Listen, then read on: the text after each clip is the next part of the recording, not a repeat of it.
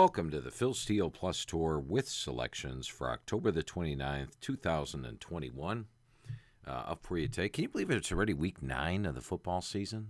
After this one, there's only 4 more full weeks of football, and then comes the championship round. So this season is flying by. Just to let you know, as always, I've got 8 selections for you. And one of the plays today will be an actual inside the press box selection. I'm not going to tell you which one it is, but one of these 8 plays I actually used in inside the press box. So keep that in mind. I always put some. I spend almost all of Thursday. I'm watching last night the Thursday night games naturally while working on this, and I spend hours putting this thing together. Give it away for free. Just so you can see how to use the Phil Steele site, Phil Steele Plus site, better, and get you some free plays. I appreciate all you folks who have been reading the magazine throughout the years, and I'd like to give you some information during the season to keep you updated, and it's all absolutely free. All right, let's get to it now, and we're going to start out with Vanderbilt, Missouri. The first thing I noticed here, jumped off me when I put the 2 teams on the page, is we got some similar colors going on here, don't we? So you won't really know which fans are Missouri fans in the crowd and which ones are Vanderbilt fans. They'll all be wearing the same colors. That is interesting. But if you go back to my October 8th Phil Steele Plus Phil Steele Plus tour, there's a really interesting story I gave you on roulette and playing on streaks. It's right at the start of it, so if you want to go back to catch that, I thought it was an interesting story. If you already saw that or read this or watched the story, then you know where I'm going here. We're going to go with Vanderbilt plus 16.5 over Missouri this week as your first play, and a lot of it does have to do with the streaks. Remember that week on October 8th, I gave you North Texas plus 19 over Missouri. I said that Missouri had lost 8 in a row against the spread. Well, that made it 9 in a row. And then we gave you the next week. And by the way, you might not have known this, but in the week 7 one, I gave you Texas A&M minus 11 over Missouri. I used that as an inside the press box selection and a winner. And that was 10 in a row that Missouri has lost. So the streak continues. So we're going to go once again against Missouri. They've actually not covered 10 games in a row against the spread. And now here's a couple things to note.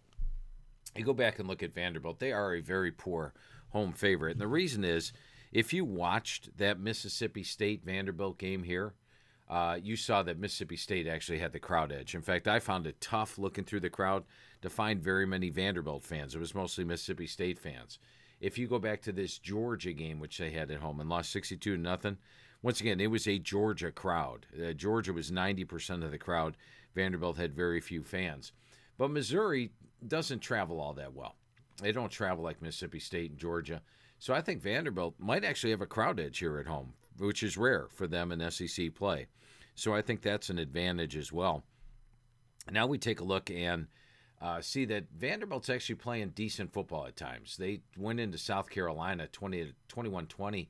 And once again, I'd like to thank Inside the Press Box, or not Inside the Press Box, I'm sorry, collegepressbox.com, for providing us box scores on each and every one of these games. And they let me post them on my Phil Steele Plus, which I really appreciate.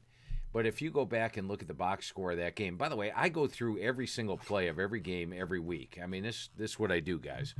And so this gives you play-by-play of every game. You could go with the flow. I like to put myself in the stadium, almost go like, okay, then they went this and did that, and it really takes you through the flow of the game. But you get these on every game.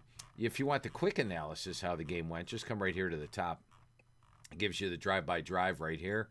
And this, at the very top, gives you the play. And you can see that Vanderbilt actually led this game 20-14. I watched this one, and they settle for a 28-yard field goal to go up by 6. Then South Carolina brings in Noland at quarterback off the bench. He leads a drive. Vanderbilt only rushed 3 players the entire drive, sat back in coverage, and South Carolina was able to pick them apart and end up scoring a 9-yard touchdown pass with 37 seconds left to beat them. But that was pretty good. Good game for Vanderbilt. They had another good game here where they beat Connecticut at home. Once again, Connecticut did not have the crowd edge. Vanderbilt actually was one of the rare games where they had the crowd edge. So they've had their moments this year. Now let's take a look at Missouri. Oh, and by the way, let's go look at this Stanford game real quick. I love teams that have backdoor potential. And if you look at Vanderbilt in this game, look, they actually scored a touchdown on the final play of the game. So they're going till the final play. They did lose that game by 18, but I think Stanford's a better team than Missouri, especially Stanford at that time. In fact, we used Stanford over Vanderbilt in that game. But I like teams that keep pushing to the very end, and I think you're going to see that with Vanderbilt here. And another thing to point out is Missouri on the road. Do you know in the last 3 years, they have not won a road game by more than 10 points? Let's go take a look at that. They lost to Kentucky by 7. They lost to Boston College by 7, and now they're playing Vanderbilt on the road. Last year, they lost to Tennessee by 23. They lost to Florida by 24. They beat South Carolina by 10, and they lost to Mississippi State by 21. And in 2019, this was super disappointing. I looked at their schedule, and I had them ranked, I believe, 2nd or 3rd in the SEC East. I thought they were going to have a big year, and they were there. Here they are, 5-1. They're heavily favored. They're a double-digit favorite at Vanderbilt. They lose. I thought a double-digit favorite at Kentucky. They lose. They go into Georgia, lose by 27. And that year they did beat Arkansas by 10. That was their biggest road win in the last 3 years, has been by 10 points. This is a Missouri team, doesn't play well on the road. Now let's take a look at the series history. And by the way, when you get these team pages, they go all the way back. They take you back 2017, 2016, 2015. I don't delete this stuff after we put it in here. And I love the green and red. The green tells you, look at this 2013 team. They ran the football. You could tell that at a glance. It's the first thing that jumps out at you. Then you say to yourself, who's your running backs? You could tell right here you had 3 running backs over 600 yards on the year. It's really, the stats just jump out at you when you see this stuff. Of course, that was Pinkel as a head coach, and Missouri was a really good team back then. But let's go back to this series, Missouri and Vanderbilt here. If you click on the team right here, click on the team, that pops up the last 24 years matchups. And what we're going to see here is that the home team has won 1, 2, 3, 4, 5, 6, 7-1 is the home team in this series. Straight up, actually 6-1. 1, 2, 3, 4, 5, 6-1. Now, here's what the colors mean. If the word means win out here, that means the home team won the game straight up. If the color is green, that means the home team covered. So the home team may be 4-2 or 4-3 the last 7 years, but it doesn't matter. If you win the game straight up, you're going to win, especially when you're a 16.5-point home dog. So the home team has won 6 of the last 7 games. Over here, what this means, these colors, if it's green, that means they won the game. So you don't have to try to look at the score and see who won. You could tell at a glance that Missouri has won 4 of the last 6 games straight up in the series. But once again, the home teams have done well. And look at this little trend. Todd put that in this year. There's actually been 7 straight unders in this series. If you're a handicapper and you're looking at totals, this is invaluable out here. And this right here is your spread.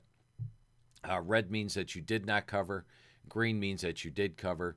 And that's what this is out here. And that tells you the favorite and the dog in each game. So you get the last 24 years at your fingertips. You can see the home team is 6-1. There's been 7 straight unders. And once again, no win by more than 10 points. So add it all up. Yeah, I'm going to keep riding the streak, just like I told you back on October 8th. And we're going to keep going against Missouri till they actually cover a game. I'm going to take Vanderbilt plus 16.5 against Missouri. You know, speaking of streaks, and this is one that goes back to that roulette story. There have been a lot of people this year that say, this is the week Clemson will turn it on. Well, guess what, guys? They haven't done it all year. They are 0-7 against the spread this year. Todd will get those logs up there probably this week or maybe next week, and we'll actually have spread logs up on philsteele.com that you can look at, and you can see what the point spreads are each week, because we don't have them on the team pages here, but that'll give you a way to look at who covered and who didn't cover for each game. But if we take a look at Florida State and Clemson this week, Clemson is not only just 4-3, but they are 0-7 against the spread. And, of course, they lost the final game last year against Ohio State, so they've dropped 8 straight games against the spread. We're going to drop on this streak. We're not going to be one of the folks saying, hey, this is the week Clemson looks like Clemson. I'm just going to keep collecting the money until Clemson actually does. And it'll happen one of these weeks. And then folks saying, hey, this is the week Clemson turns it out. I'll say, see, I told you so. But it may not happen until after 10 or 11 games. So let's keep riding this streak. Do you know that in the last 8 games for Clemson, they've lost 4 of them? They've lost 4. They've won 4. Against FBS teams, their biggest win, they won by 6, they won by 6, they won by 3. They have not won an FBS game by more than 6 points in that 8-game streak. And here's something else. I'm not just going to blindly go on a streak because they're not doing it. Let's take a look at the last 4 weeks. Now, we know Florida State started out the season pretty bad. They actually, though, did outgain Louisville at home. Then they beat Syracuse. They went into North Carolina and came out with a win. They beat UMass, so they're playing with confidence. Look at these last 4 weeks. And when you go on your team pages, this right here is invaluable to me because it allows you to eliminate what happened early in the year maybe and just gives you a way of the team is playing in current form. Over the last 4 weeks, Florida State is plus 86 yards per game. Look at this. The last 4 weeks, Clemson is minus 71 yards per game. In fact, if you look at the average game grade, and keep in mind the average game grade out here, which is invaluable. This is in the magazine. You probably know all about the average game grade, but I'm going to reemphasize it to you. It has nothing to do with that individual team's grade. It's all about what they did on the field, the yards rushing, the yards passing, defensive rush, defensive pass, and, of course, the points for the game, where the game was played, and who you played. All that's factored in to an average game grade. So as you can see here, a 59-3 win is pretty much just as good as this 35-25 win because this was at North Carolina and that was just over lowly UMass. But over the last 4 weeks, Florida State's playing to an average game grade of 106.2. Clemson is playing to an average game grade of 102.9. Now, even if you add in Clemson's 4.5 home field advantage, that just makes them a slight favorite here over Florida State, and they are laying 9.5 points. So there's more to it than just a streak. And keep in mind, if you go back to this BC game where they beat BC by 6, I don't know if you were watching or not, and we go through the play-by-play. Let's go to the very end of it because this is really helpful. And once again, I think you were probably watching the game. If you're taking the Phil Steele Plus tour, you're a football fan. But right here at the end, Boston College has a 2nd and 10 at the Clemson 11. And this was one where the snap, Grossell takes his eye off the ball and it turns into an 11-yard loss, and Clemson recovers, and the game's over. But Boston College had a chance of winning the game outright. So Florida State's actually got a good shot at winning this one outright. They're getting 9.5 points. Add it all up, I like Florida State plus 9.5 over Clemson.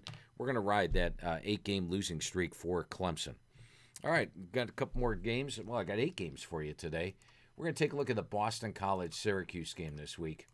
I'm going to put Boston College on the left, and we're going to put Syracuse on the right because Boston College is the visitor, and Syracuse is at home for this one. All right, let's add it up and see what we got here. Let's take a look at the series history first. And once again, you just click on the series right here, and the last 24 years pops up for you. A series history, let's see how the home team's done. How about the home team has lost 5 in a row? And Boston College going into Syracuse won, they won, and they won. So they won their last 3 here in the Carrier Dome. And look at this. I love this column out here, especially if you're a money line player. If you're a money line player, then this is invaluable to you because this tells you how many outright upsets. And a lot of times when you click on this, let's take a look at Clemson. Let's Syracuse. Let's go Syracuse against Clemson. There has been some outright upsets. There was one here. But generally, these things are pretty clean. There's not a lot of upsets in the series. Look at all the upsets in this series. 1, 2, 3, 4, 5, 6, 7, 8 upsets in the last 11 years. That means if you were playing the money line 8 out of 11 times, taking the underdog where you're getting dollars, you won. So this is an underdog series. 8 upsets the last 11 years. The underdog has actually gone 9-2 against the spread. Another thing I want to point out, this time of the year, and this is important, teams get tired. Look at this. Syracuse is actually playing a 9th straight week. Yes, they get a bye next week, but they are playing a 9th straight game. That means they're pretty banged up this time of year. Boston College, meanwhile, had a bye 3 weeks ago. So they're a little bit fresher. They've already had their bye. They had this time to get recharged, and now they're going to be ready for the Syracuse game. So they're playing their 9th straight week. That's something else to look at. You won't see that up here, because we can't really put the buys in up there, but you can see it in the schedule. And there it's clear where the buys are, where the buys are not. And you can see Syracuse is playing for a 9th straight week. Add in the fact that Boston College is 17-7-1 against the spread as an away dog. And probably a couple weeks ago, before Boston College lost their last 2 games, I talked about how they could have beaten Clemson on the road. I showed you the Grosel play. The NC State game, closer than the final score. At the half, let's take a look at what happened there in the Boston College game. It was 10-7 NC State at the half. But once again, if you're watching it, Boston College comes down. They have a touchdown pass here to Barry. It gets knocked out of his hands at the last minute, or else Boston College is up 14-7. Then they miss a 32-yard field goal. Then NC State comes down on the final play of the half. They get a field goal. This play right here was actually a fumble, but they didn't rule it a fumble. They called it an incomplete pass. That would have stopped the drive and left it tied 7-7 at the half. But as it was, they trailed at the half. And then what happened is BC's punter drops a snap to open up the third quarter. Let's go to the third quarter here. Third quarter, Boston College. Right here, it says Boykin returns a fumble, 34 yards for a touchdown. What happened was the punter just fumbled the snap. They picked it up and ran it for a touchdown. Now all of a sudden 17-7. Then after an interception, they tuck in another short drive for a touchdown, and all of a sudden it turns into a blowout. But it really was a closer game, especially in the first half. As you see, the yards were even. Last week they did get beat by Louisville. But I think when you look at Syracuse, they're a team that hasn't been favored very often. They're a team that is 4-4 right now, which is really good for them because look at last year. They only won 1 game last year.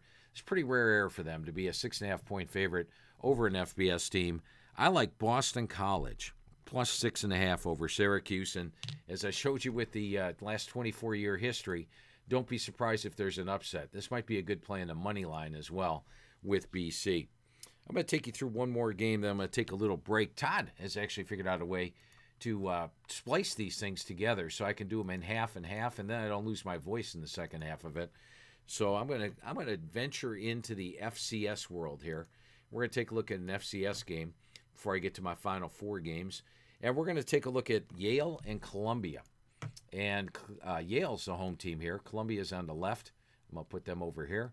And Yale is on the right. You remember a couple weeks ago, we used this same Yale team. We went against them with Connecticut. And that game was actually Connecticut 21-0. Yale scored a couple of late scores, but the yards ended up being pretty close.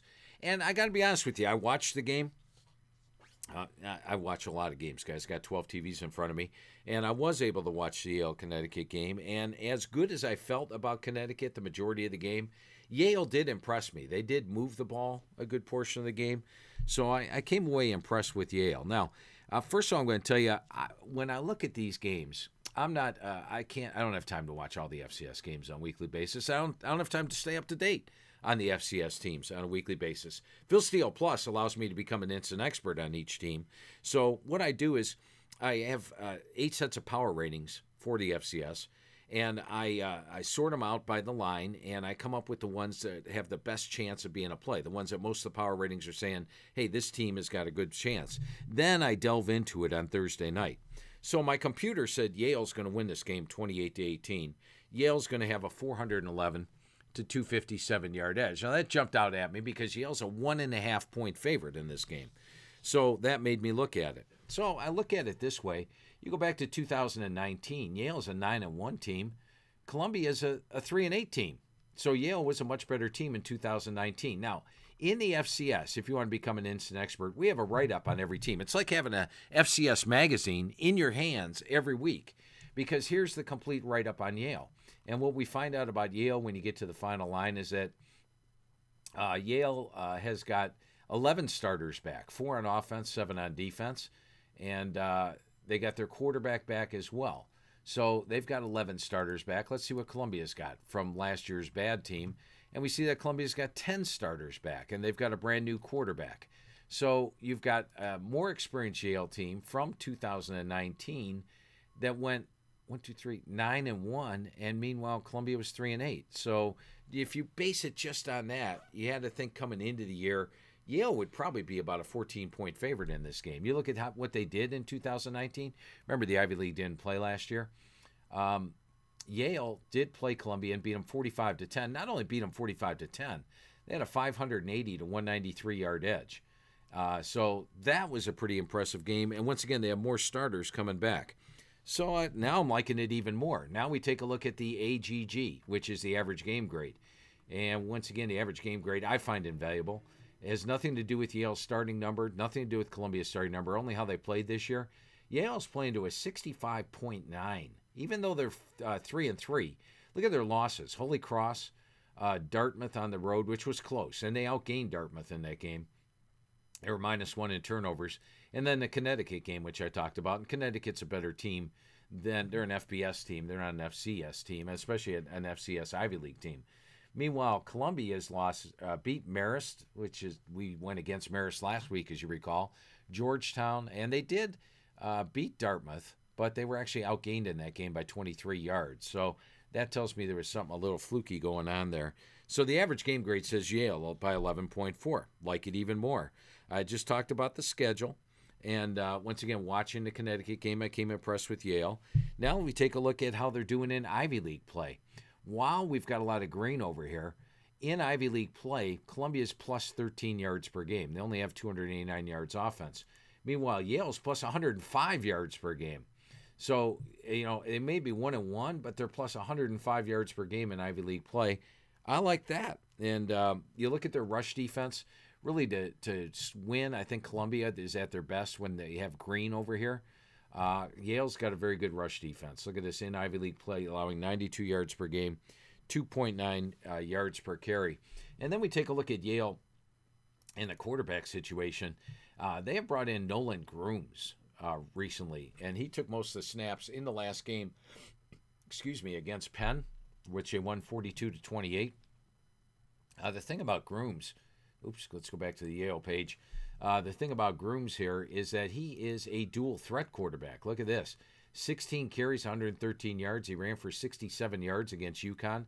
And I remember when they brought him in the game, and he got better as a passer. Meanwhile, let's go take a look at Columbia's new quarterback this year. Remember, they have a brand new quarterback in Joe Green.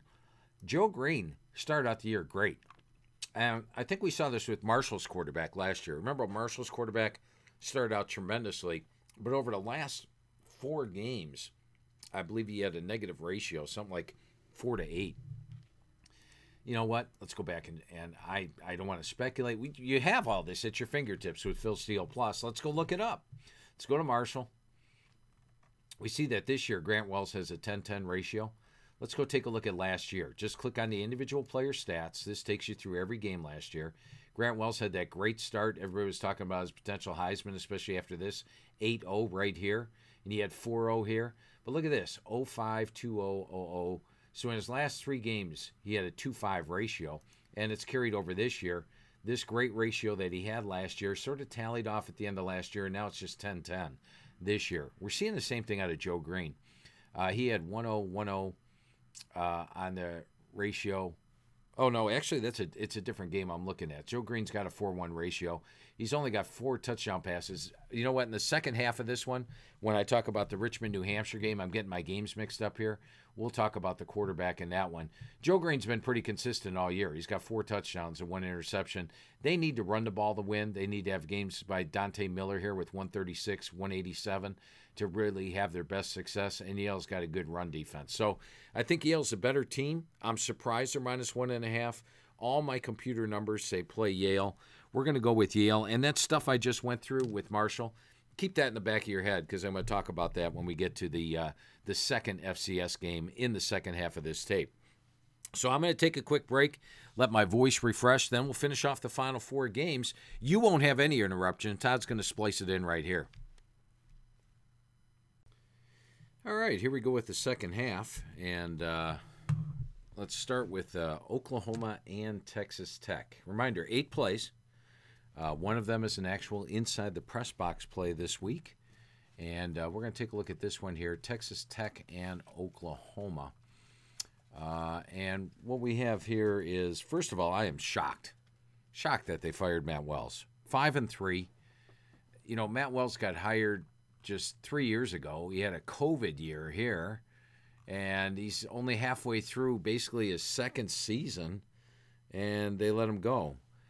I was stunned because there's no way Matt Wells did anything wrong. At least I can't imagine. I talked to Matt Wells all the way back to his days at Utah State. I've talked to him for 8-9 straight years. I know the guy very well. So I was wondering why. And then I thought about it, and this hit me. It's in my magazine. I'll put it over here. Boy, guys, don't you wish? Yeah, now you can download the magazine for next year. We do have downloadable versions where you can make the type bigger. I mean, I put so much information in that magazine, guys. I'm not concerned with size of the type. I'm concerned with getting as much information on the page, but this makes it a lot easier when it's this big. So you might want to get both versions, the hand one, which I love, and then online where you could actually increase the point size like this. But anyway, in my offense write-up, it reminded me of something I read late last year, was that their athletic director, Hokut, wants them to return Tech to the high-flying pass offense days. So that was something that he stressed multiple times in my reading. I read at the end of the season, I go back and read every story that was written about the team all year. And it's basically about, for Texas Tech, it was probably about 450 pages.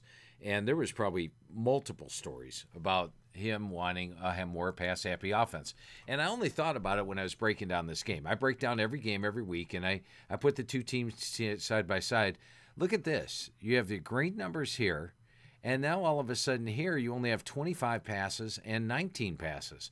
Well, that's not the high-flying Texas Tech offense. It almost got them a win over Kansas State. If you go back and look at this Kansas State game, they led 24-10 at the half. And by the way, right here is your halftimes on every game. I find these invaluable. So you can see Texas Tech led 24-10 at the half.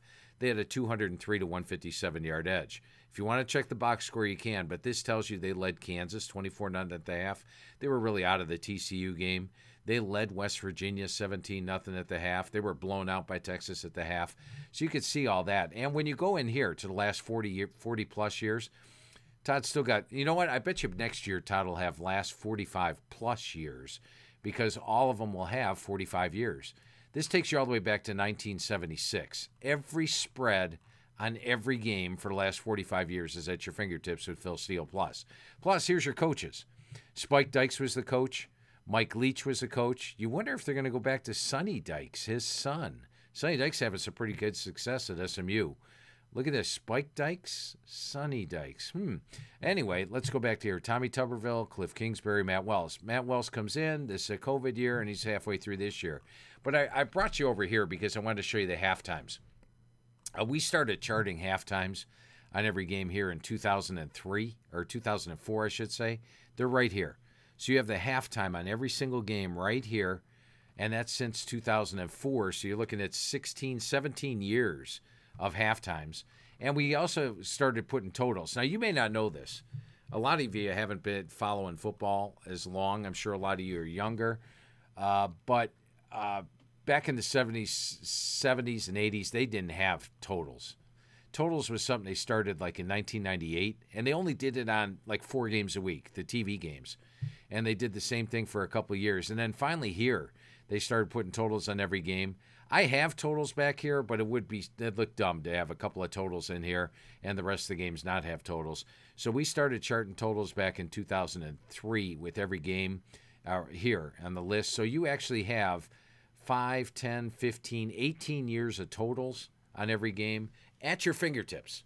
So if you want to go back and look at a spread from, when's the last time Texas Tech was a 30-point underdog, you can go back and do it and do your research, and you have this on every team with Phil Steele Plus. So I just thought I'd let you know, right there it is, last 40-plus years results. Also, by the way, since I did this in 2 parts, Todd always listens to this. That's why I mention these Todd things so much, so he can get things corrected.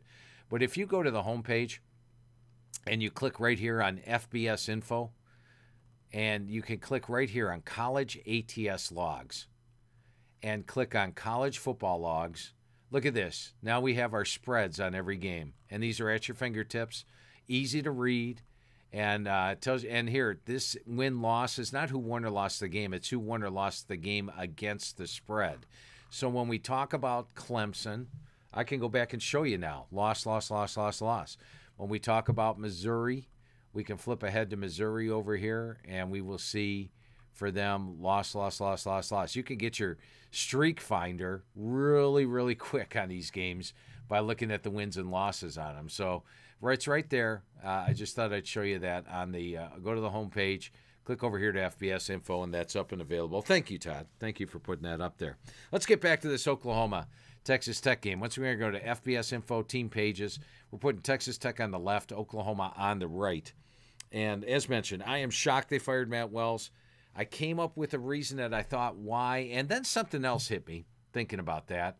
Is, okay, if they're going to start throwing the football more, that means more plays, means your defense is on the field more. It probably means a lot more offense. Now, has that been the case with Texas Tech this year? Well, once again, I love the green and red. There's 3 games where they've thrown for over 275 yards. 1, 2, 3. You can see that right there. Keep in mind, their offensive coordinator and head coach now is Sonny Cumbie, who was the Texas Tech quarterback. So they are going back to the Texas Tech offense. That's what the AD wanted. Matt Wells isn't there probably because he only threw the ball 44 times. So they're going to throw the ball 40 times this week, right? Let's take a look at the totals on the 3 games where they're in green here throwing the football. 54-21, that's 75 points. 70-35, that's 105 points. 52-31, that's 83 points. All 3 games have gone flying over the total. The total on this game is 66. So I think that the one directive that Sonny Cumbie's been given is throw the damn ball. We're going to see Texas Tech lighten it up throwing the ball. That doesn't mean they're going to score a lot, but it might mean their opponent. Look at this Texas 70-35 game. Look at this TCU 52-31 game. It might mean their opponent scores a lot. So I lean with Oklahoma, but we're going with over 66.5 as this Phil Steele Plus play here. Now, we're going to look at Oklahoma. Oklahoma was struggling against Texas. They had 20 points at the half. They, of course, made the switch to Caleb Williams. They ended up with 55. They had 52 here against TCU. Then I think they were Caleb Williams and company were thinking a little too much of themselves. It was going to be a little too easy. They had 0 points at the half against Kansas, but they put up 35 points in the second half. They can score. So I do think they're going to score. We see that Texas Tech's defense has been okay, but in the games where they're throwing the football, they've given up 639 yards to Texas. Here they gave up 498 yards to TCU. I think they'll give up some yards and points in this one. And we've got a quarterback in Williams who puts points on the board. We take a look at, I think what else we got here. Okay, now let's take a look at the series history. You know, I don't just base it on one thing. I like to look at a lot of different things. So how do we find the series history? You guys know. You just come right here and click on the team name of their opponent. What do we find here? Once again, this is a beautiful thing Todd put in this year. Look at these overs. 1, 2, 3, 4, 5, 6, 7, 8, 9, 10 straight overs in this series. And look at the scores. Oklahoma has actually topped 38-plus points for 11 straight years. Oklahoma is averaging, look at these red, 671 yards offense the last 5 years. And if you add up these last 5 games, the last 6 years right here in this series, they averaged 91.5 points. Now it figures they're both running the Texas Tech offense, the throw pass offense. We're going to see some points in this game. I'm surprised the total's only 66.5. Once again, we've seen Texas Tech be more conservative. It got Matt Wells fired. At least that's my assumption. Once again, I'm just adding the dots together here, adding them up. But I think if they go back to the pass offense, we get the high-scoring games. I'm going with over 66.5 in Oklahoma and Texas Tech.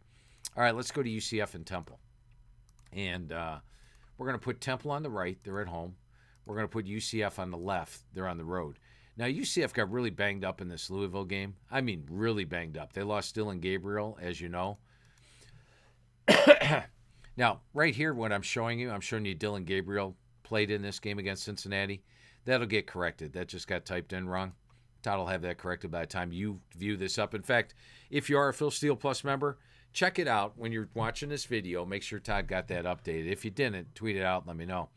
But what we've seen is their offense struggled a little bit when they were banged up. One of the guys they lost was Isaiah Bowser. You see, he missed the Navy game, missed the East Carolina game. Wasn't 100% against Cincinnati. He got 100% here. And they've got a lot more of their players back.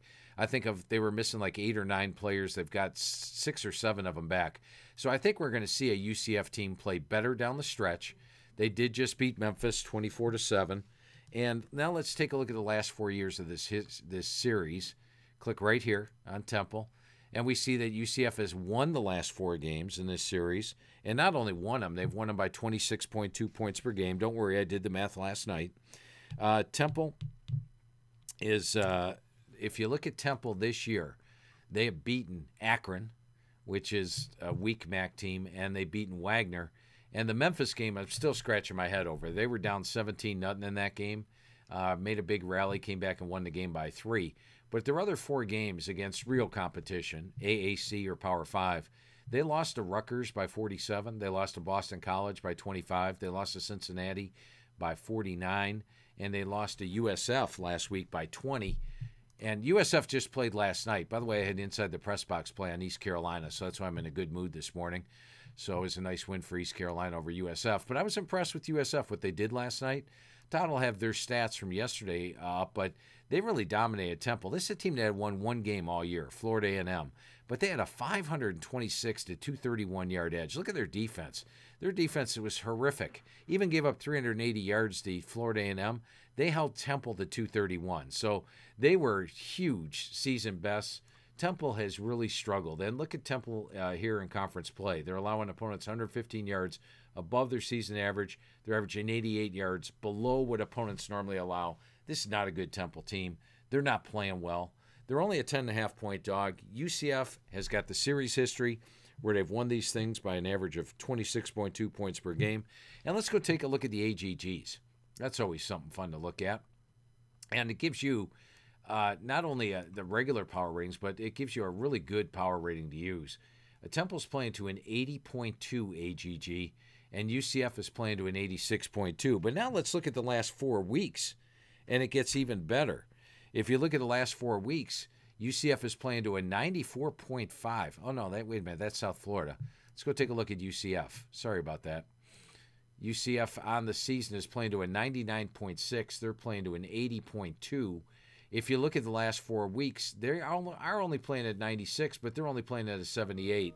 So the last 4 weeks back it up as well. What you have here is a UCF team laying 10.5. My power ratings say they should win the game by 18. My AGG says they should win it by 16.2. They have the series history. They're getting healthier. And UCF is 4-3. They need wins, so they're not going to look past Temple. I like UCF minus 10.5 in this one. All right, we got 6 games done. I got 2 to go. We're going to go, you want to go FCS or you want to go NFL? Let's go NFL and we'll wrap it up with FCS. Now, I have to be 100% honest with you guys.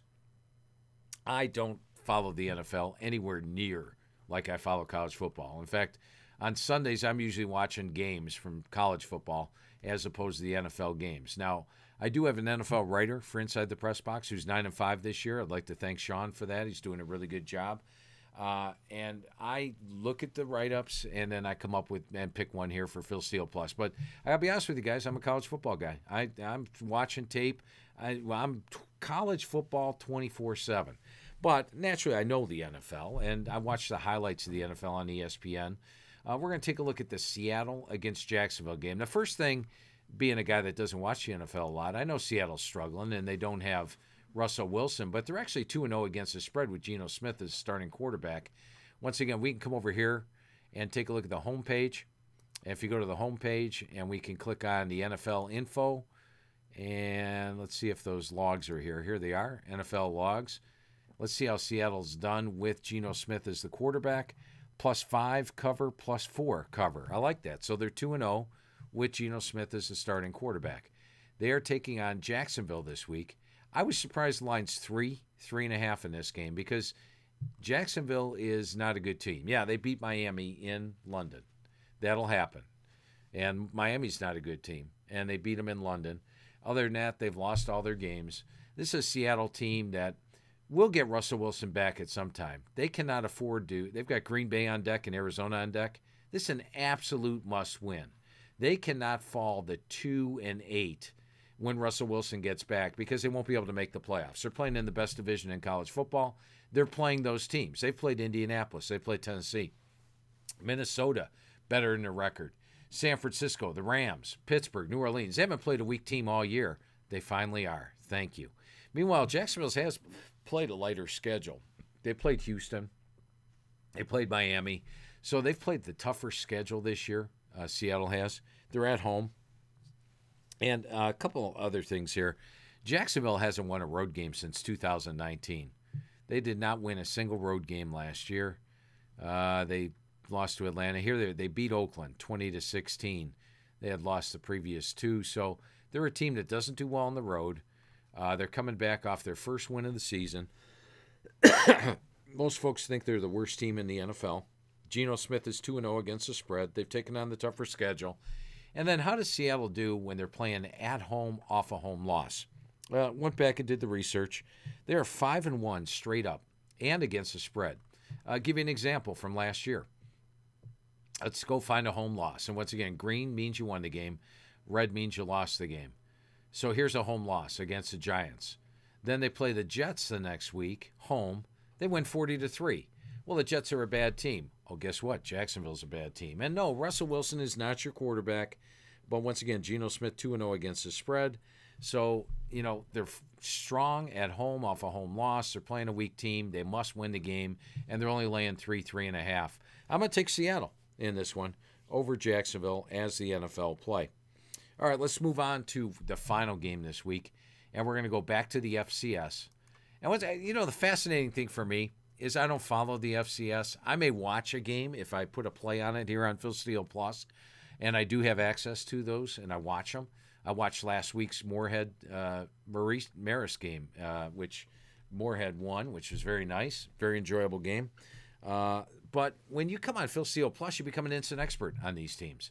And that gives you an advantage because there's a lot of people in the country that don't know anything about the FCS, and you can become an instant expert. But anyway, Richmond's a visitor. I got to put them on the left. And we'll go back here, and we are going to put New Hampshire on the right. Now, you guys are familiar with New Hampshire. I used them a couple weeks ago against Dartmouth. They really disappointed me. I looked at the score on that game, and I'm like, damn. And they lost the game 38-21, got outgained 634-361. I was not happy with the New Hampshire Wildcats in that game. I got to tell you that. And I was surprised because they had started out the year so strong. They had played James Madison good. And, yeah, they lost to Pitt, but big deal. And then the Dartmouth game happened. And then last week's game against Elon happened. And Elon's not a great team, and they got outgained by 164 yards. So anyway, once again, I don't even know which 10 games I'm going to look at. And I don't have time to look at all 40, 50 games each week. So I let my computers, my 8 sets of power ratings, direct me to the games. Then I look at the top 10 games. So I'm glancing at them. New Hampshire pops up, and it actually comes up Richmond. In fact, my computer has Richmond winning the game 20-16. Now, they're a 3-point dog. New Hampshire's a 3-point favorite.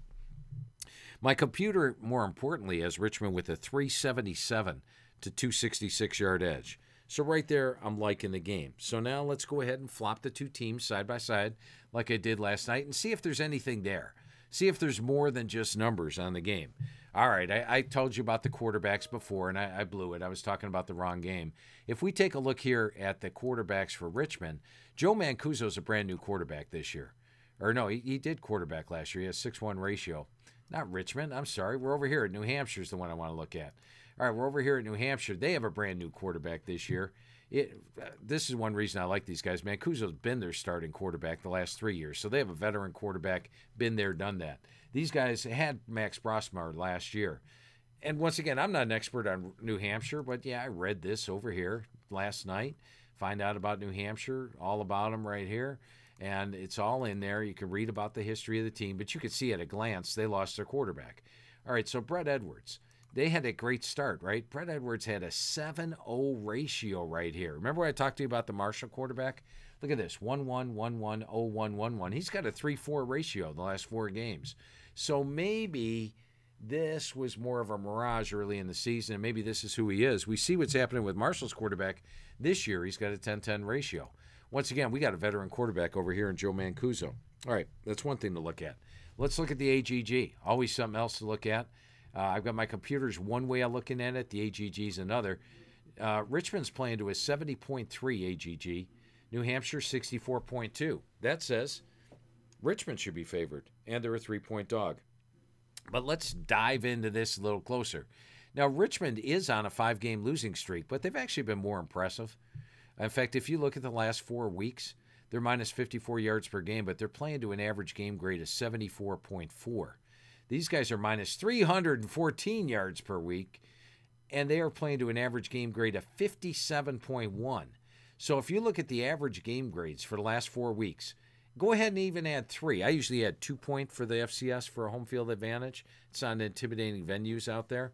But if you add 3, that's 60.1 to 74.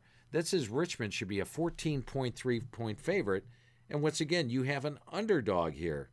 So you've got the quarterback situation, you've got the veteran thing, and also another thing I like, we got the much better defense. And once again, how do you see better defense? I didn't even know that last night when I looked at it, but just glancing, and this is from a 10,000-foot view. You just glance at the page, you see red over here. You don't see any red. You see one red game over here, and was one passing game by Villanova. You actually see some green here. Then you focus in, okay, they're allowing 336 yards per game. They're allowing 445 yards per game. So you got the better defense, the better quarterback, the better offense, and you're getting 3 points. I'm going to take Richmond +3 over New Hampshire. Once again, I can't guarantee these games are going to win, but I've done the research. I want to give you some great information. And another thing, I talk about Inside the Press Box, my newsletter. It's had a pretty good last 3 weeks, but I'm not going to brag on anything because it had a poor start to the season. But what I am going to tell you is this. Watch next week on philsteele.com, on my Twitter, which is @PhilSteele042, and even right here on Phil Steele Plus. I'm going to have a special discount for next week's issue of Inside the Press Box. There's going to be 60 college games in it, and you can get a special discount. I don't know what it is, but it's going to be a really deep discount. It's normally $20 a week. I'm going to be practically giving it away next week. But do pay attention. You may be able to get in early. I say it now because this doesn't come out till Friday, but there are going to be games before Friday. There's 5 MAC games Tuesday and Wednesday. So for the edition for next week, do follow me on Twitter @PhilSteele042, and I'm going to have a special discount up there for you on the Inside the Press Box College edition for next week. Thanks for watching and taking the Phil Steele Plus tour. Hopefully you learned a little bit about how to use Phil Steele Plus, and hopefully we got some winners in store for you this week. And I'll talk to you again next week with the Phil Steele Plus tour.